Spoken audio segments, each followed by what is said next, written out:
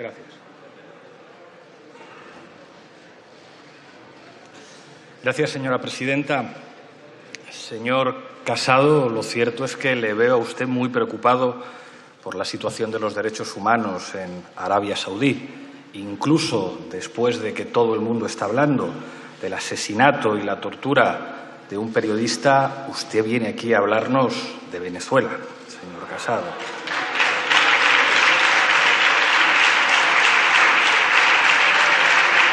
Le he escuchado en una intervención muy energética citar una anécdota de Olof Palme. Espero que la anécdota en este caso sea correcta porque el otro día confundió usted a Maura con Niceto Alcalá Zamora. Espero que esta vez no se haya confundido usted. Con este... Silencio, señoría. Un segundo, señor Iglesias. Un momento. Señor Guijarro, un momento, señor Iglesias. He parado el tiempo. Señorías, tengan un comportamiento, si pueden, ejemplar todos. Todos. Y cuando le digo todos, es todos. Tengan un comportamiento... Sí. Señor Rodríguez, todos. Le ruego, por favor, silencio y respeto al orador. Aquí se viene a convencer con la palabra, no con los gestos, no con el ruido, no con esos gestos que son, desde luego, insultantes para todos.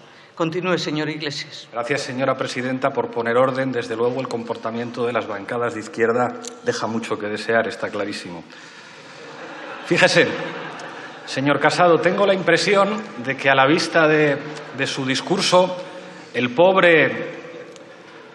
la pobre gente de Vox va a tener que terminar cantando el cara al sol para diferenciarse un poco de ustedes, porque se lo está usted poniendo muy difícil. A propósito de esta comparecencia que va de política internacional, gracias, señor presidente, por venir a comparecer.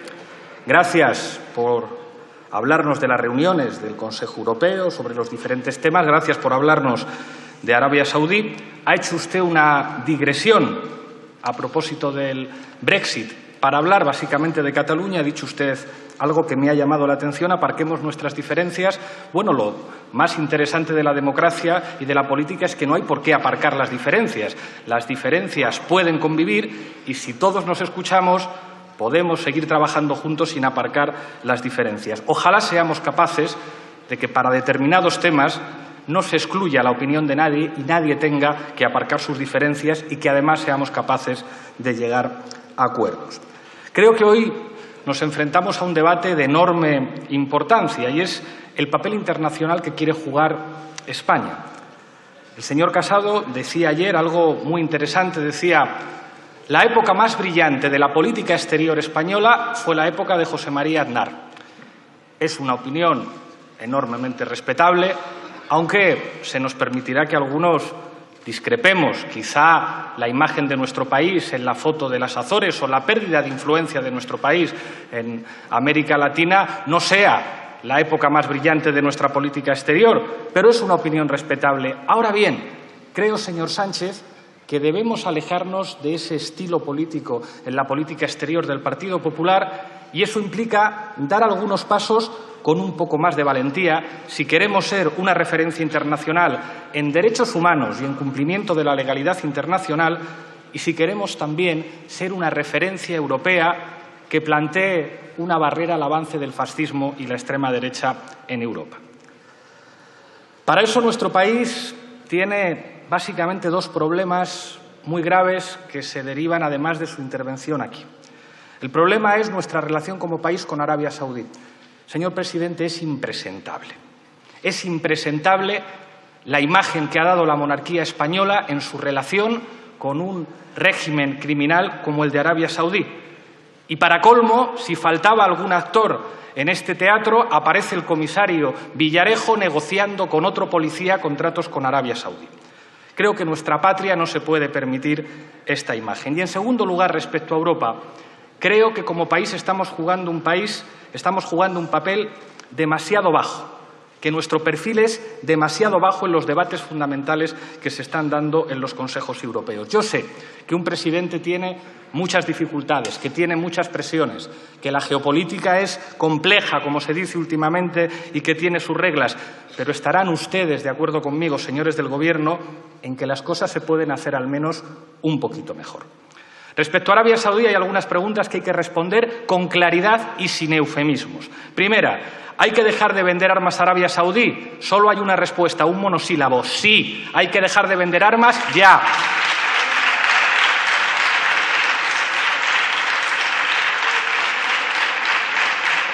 Por diferentes razones. Las primeras razones son de tipo ético.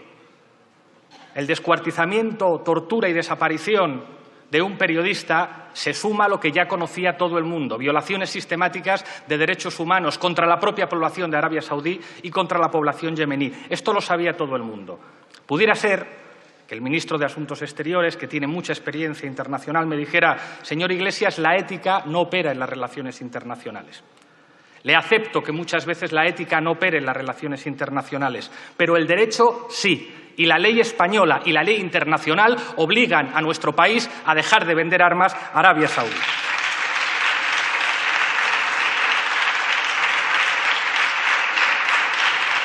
Segunda pregunta. ¿Hay que revocar los contratos firmados por el Gobierno español, aunque los firmara el anterior Gobierno? La respuesta es muy clara: sí, simplemente porque la ley obliga a firmarlos. ¿Y el Gobierno qué es lo que tiene que hacer? Buscar un comprador alternativo. ¿Y qué es lo que tiene que hacer si no aparece un comprador alternativo? Demostrar que la cuarta economía de la zona euro puede asegurar perfectamente la carga de trabajo en los astilleros. No somos un país pequeño.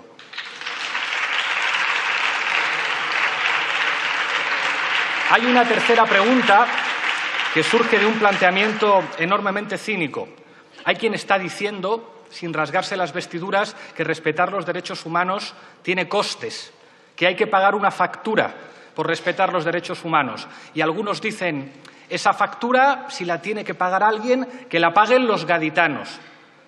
Pues lo digo muy claramente: si hay que pagar una factura, la pagamos todos. Y esa factura se traduce en apostar por el sector industrial de los astilleros, que los astilleros son rentables, que España merece una política industrial seria, que hasta el alcalde de Cádiz ha presentado una y mil veces planes alternativos para que haya carga de trabajo en los astilleros sin que España tenga que incumplir la ley internacional y la ley española. Y reconózcanme, señores del Gobierno, que en este tema no han estado ustedes a la altura del espíritu de la moción de censura. Señor Sánchez, ha repetido usted muchas veces hoy, la expresión material de defensa. Estamos en una época en la que la ciudadanía no acepta los eufemismos. Llamemos a las cosas por su nombre. Hemos vendido 400 bombas. 400 bombas. Han dicho ustedes desde el Gobierno que son bombas de precisión que no matan a civiles. Todos sabemos en esta Cámara, todos y cada uno de los que estamos en esta Cámara, sabemos que las bombas de precisión matan civiles. Digamos la verdad, no utilicemos eufemismos propios de la hipocresía del Partido Popular y sus aliados. Digamos con claridad de qué estamos hablando. Fíjese, señor presidente, yo sé que en el fondo está de acuerdo conmigo, que usted sabe que no debemos vender armas a Arabia Saudí y que usted sabe que se podrían revocar esos contratos. Sé que está recibiendo usted enormes presiones. Le pido que no haga usted como el Partido Popular, que rectifique y que dé una lección que los ciudadanos españoles le van a agradecer. Y es que este país está dispuesto a defender los derechos humanos y al mismo tiempo apostar por una política industrial seria.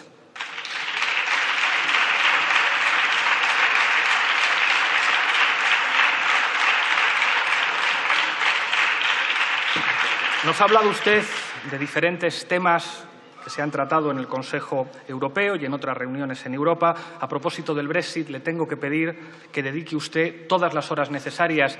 Si es necesario decidir dedicar las mismas horas que dedican los británicos a pensar en el Brexit, dedíquelas usted a pensar en cómo proteger a los ciudadanos españoles que viven en el Reino Unido y a los ciudadanos españoles que trabajan en Gibraltar. Con respecto a las migraciones, Le tengo que pedir que nuestro país se convierta en una referencia en el respeto de los derechos humanos. Hay que acabar de una vez con esas cárceles que se llaman CIES y apostar por centros de acogida. Hay que apostar por las vías legales de la inmigración. Hay que defender que se pueda solicitar el asilo en las embajadas y en los consulados de nuestro país. Hay que ayudar, señor presidente, a los ayuntamientos, que son los que están soportando la carga de cumplir una obligación que tiene nuestro país en términos de ayuda humanitaria. Hay un tema que no ha estado muy presente en su intervención, que es el problema del cambio climático. Como usted sabe, ha ocupado solamente 2 párrafos en la reunión del Consejo Europeo. No podemos consentir, señor Sánchez, que el cambio climático sea una cuestión secundaria o de tercer orden en las discusiones que se hacen en Europa. Y a propósito del tratado con Singapur, su ministro de Exteriores dijo en sede parlamentaria que no se iba a firmar. Es una mala noticia que Europa firme un tratado con un país que está fuera de los convenios de la OIT, donde no se respetan los derechos de los trabajadores y donde muchas veces no se respetan tampoco los derechos civiles. Y para finalizar, hay un concepto que se está poniendo muy de moda, el concepto de la seguridad. Algunos dicen que la seguridad tiene que ver con las concertinas, que la seguridad tiene que ver con las balas de goma, que la seguridad tiene que ver con los muros. Y los que dicen eso son los que han convertido Europa en un caldo de cultivo del fascismo. Las políticas de austeridad, señor Sánchez, engendraron a Salvini. Salvini es hijo de Merkel, señor Sánchez. Tenemos que empujar desde la península ibérica, un concepto distinto de seguridad. La seguridad es que todas las familias en situación de dependencia reciben una ayuda. La seguridad es que las familias trabajadoras sepan que sus hijos van a poder ir a la escuela y van a poder ir a la universidad. Seguridad es que funcione la sanidad. Seguridad es que funcionen los servicios públicos. Señor Sánchez, empujemos desde el sur de Europa un proyecto de convivencia para todos que apueste por la seguridad de verdad. Muchas gracias.